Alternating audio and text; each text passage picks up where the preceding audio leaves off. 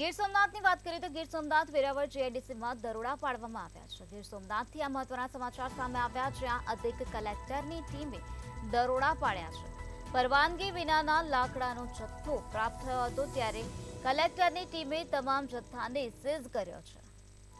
તો ગીર સોમનાથમાં વેરાવળ જીઆઈડીસીમાં દરોડા પાડવામાં આવ્યા। અધિક કલેક્ટરની ટીમે દરોડા પાડ્યા હતા। તો પરવાનગી વિનાના લાકડાનો જથ્થો પ્રાપ્ત થયો હતો, ત્યારે કલેક્ટરની ટીમે આ તમામ જથ્થાને સીઝ કર્યો છે અને વધુ તપાસ હાથ ધરી છે।